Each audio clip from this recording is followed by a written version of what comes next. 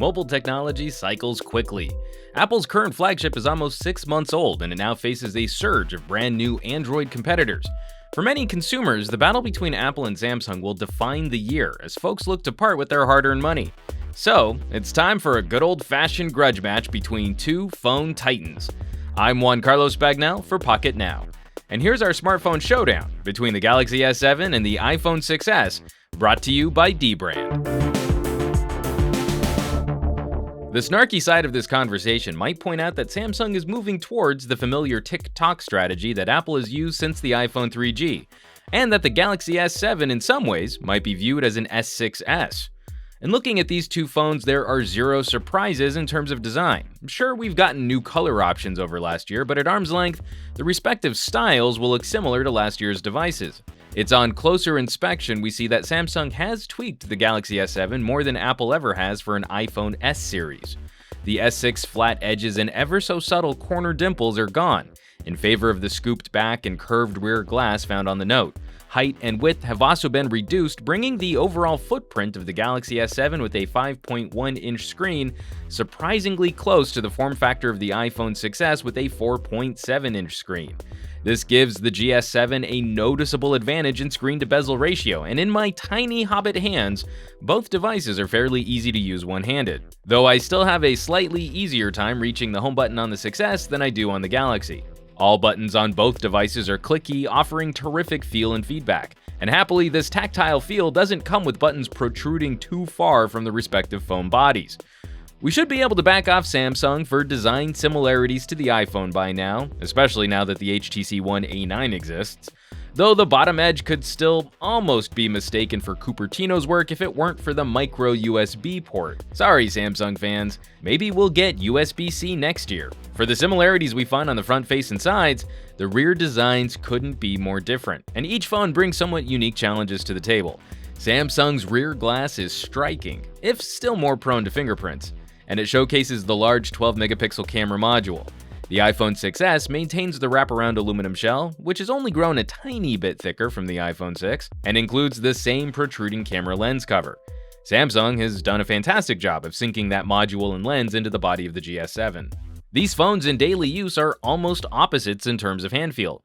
When my hands are cold and dry, aluminum feels more slippery. When my hands are sweaty, glass is super slick. Compared to phones with textured backplates made of grippy materials, investing in a case or maybe a skin probably isn't a bad idea for either device. For folks using fingerprint identification, Apple's implementation still seems to do a more consistent job of unlocking the iPhone. Though I purposely train my thumb from the position I hold the phone, a side thumb scan can still throw the Galaxy S7, and the iPhone 6s seems to do a better job of recognizing different angles from how the print was trained. Neither device will compare to the ridiculously quick unlocking action found on Huawei phones, though. There's not much competition between LCD and AMOLED screen tech these days. Samsung's AMOLED panel produces a brighter image in daylight. The higher contrast ratio also improves clarity of on-screen items in bright conditions. Happily, Samsung has backed off the candy-colored, oversaturated look for the UI, but to my eye, the iPhone screen is still more accurate with warmer colors like yellows and reds. Switching the screen mode to basic will bring the Galaxy closer to the look of an LCD. What also hasn't changed since last year is screen resolution. The Galaxy S7 continues to use a Quad HD display of 2560 by 1440, and Apple's Retina display on the 6s is still 1334 by 750. Even with the smaller screen size, it's difficult to dismiss the advantage of having 3.5 times more pixels on the Galaxy. The iPhone's resolution is the bare minimum you can use for a crisp image at arm's length, but people who like to get their noses into their phone or who want to start playing with VR gear, Samsung offers a significant advantage. In debating Android versus iOS last year with the iPhone 6 and the Galaxy S6, we credited iOS with having the simpler interface. Out of the box, Android still requires a bit more customization for a user to really tailor their phone to how they want to use it. Whether someone enjoys having a separation between app drawer and home screens, or the ability to theme a phone more than just changing the wallpaper, can only be answered by that individual and what metaphor they prefer for interacting with that phone. Touch Square, Get App is pretty easy to understand and remains popular with many smartphone consumers. but it doesn't offer the at-a-glance convenience of user-organized widgets. Of course, those widgets don't come set up for you out of the box. In the past, where we might have credited iOS with smoother UI performance, Samsung has significantly minimized that performance gap. When the Galaxy S7 takes an extra second to bring up multitasking, it does so with a fluid menu animation. Scrolling performance in Chrome is slicker than what we currently see in Safari, and the RAM management gremlins which plagued the Galaxy S6 early on seem to have been sorted out here. Though we do see some difference in gaming performance. Checking out Marvel Future Fight, the Qualcomm 820 powered Galaxy S7 doesn't play as smooth as the Exynos powered Note 5 and is noticeably choppier than the iPhone, though we don't know exactly what kind of scaling might be employed considering the resolution differences. The Android and iOS app ecosystems are well mature, and while developers still might favor iOS for bleeding-edge services, no one can build a winning app strategy these days if they ignore Android for too long.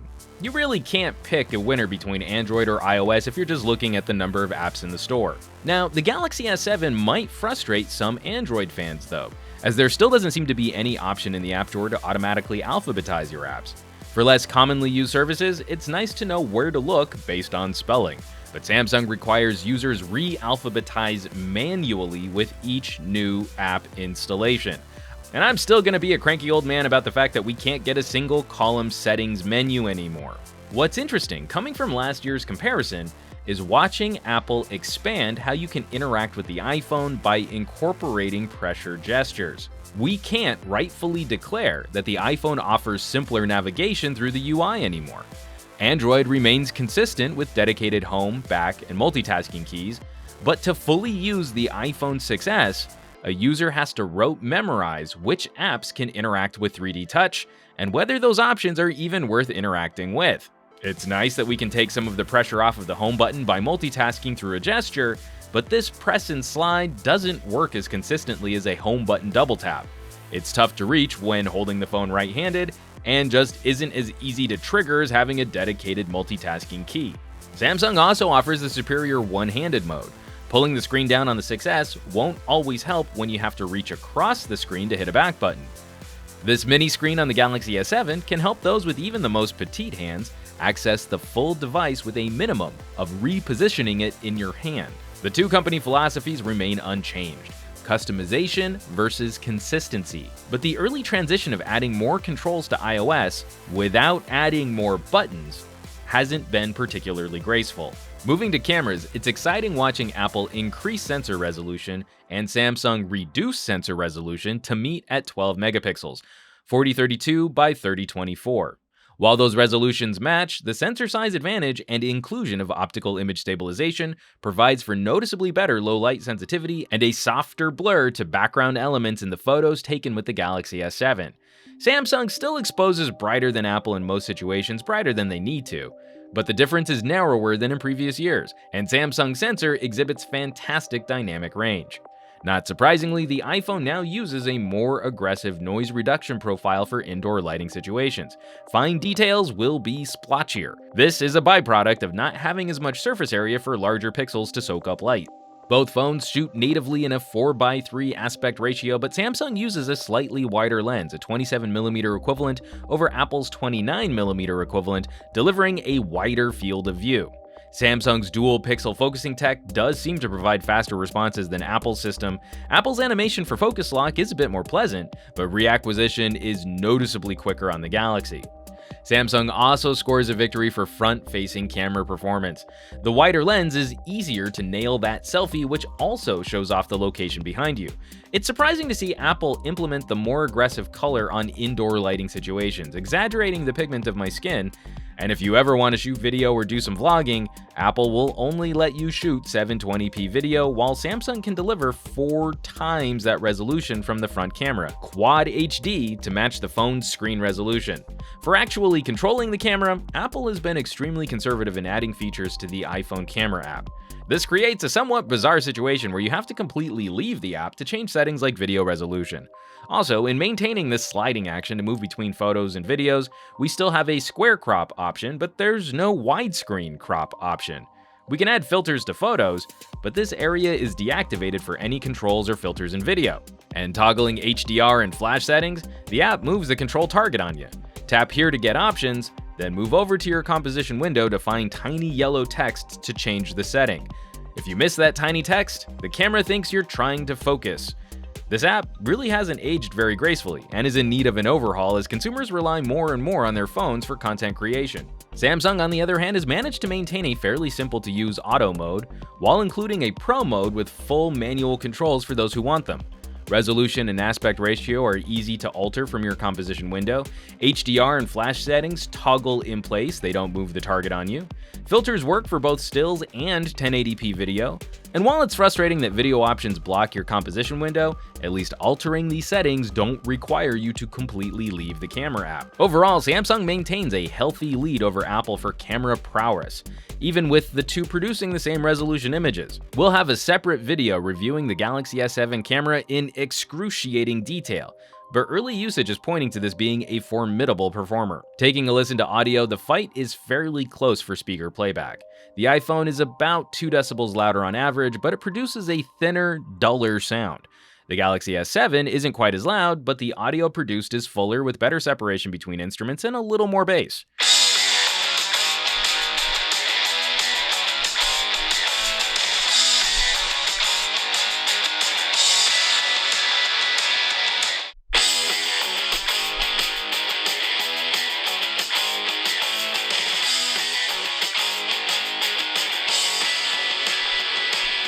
The iPhone 6s will likely perform better for ringtones, alerts, and speakerphone situations. The Galaxy S7 wins when listening to music, watching films, and playing games. However, the iPhone scores a decisive victory for headphone playback, in producing a substantially louder signal with the same noise floor. The signal-to-noise ratio means your music will be louder, and noise created by the iPhone will be quieter than what the Galaxy S7 can produce. It's a shame we don't have a more powerful amp in this phone, as it falls behind what the Note 5 can produce for headphone playback. More subjectively, I prefer the flatter EQ of the Samsung, as Apple subtly boosts the bass and treble on the iPhone. Occasionally, higher-pitched instruments will sound shrill or brittle, and the bass can overpower audio in the mid-range, but the differences between these two out of the box are not extreme. Depending on what headphones you use, the more powerful amp on the iPhone will likely impress more than the conservative EQ on the Galaxy. Now, both of these phones we're testing here are AT&T versions, and both seem to perform well on Big Blue's network. Around my neck of the woods, the Galaxy would report a 4 to 6 decibel reception advantage over the iPhone. These tiny bands on the Galaxy rim don't have as much surface area as the iPhone antenna bands, but we're possibly seeing the aluminum shell block more signal than Samsung's glass back. Early battery testing on the Galaxy S7 is proving positive. This phone is only starting its third full recharge, so you'll have to check out our full review for more in-depth stats. But our video playback test, 30 minutes of HD video streaming over Wi-Fi at 50% brightness, resulted in 5% battery draw, making it a top performer in this benchmark. My iPhone 6s at launch sipped 7% battery, but almost 6 months later, it now drains 8% on the same test. It's clear that the iPhone is still more efficient per amp, but the Galaxy S7 combats this by including a 40% larger battery. Using the chargers which came in the box, the Galaxy S7 managed a 25% recharge after 20 minutes plugged in, while the iPhone topped off around 22% over the same period of time. The smaller battery not delivering any advantage for charging the phone faster. Samsung also built wireless charging into the Galaxy S7 for more flexibility in how you might recharge your phone. So let's wrap this up. First of all, it's always tough comparing the iPhone, launched towards the end of one year, against the Galaxy, which comes out the beginning of the next year. They'll always be leapfrogging each other, but as Apple doesn't stage their releases between flagship and phablet, Apple and Samsung intend for these two phones to compete against each other here and now. Whether you think a phone needs it, Samsung devices just come with more stuff.